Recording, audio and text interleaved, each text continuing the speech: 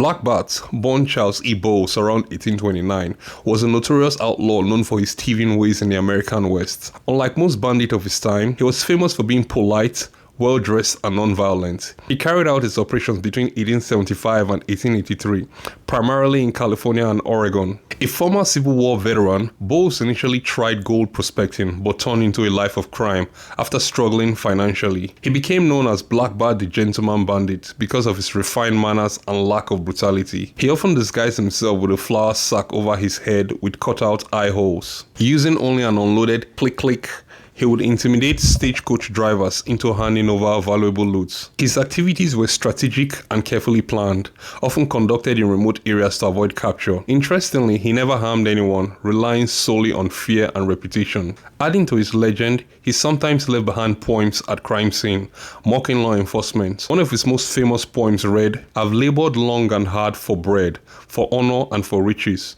but on my corn too long you've tread.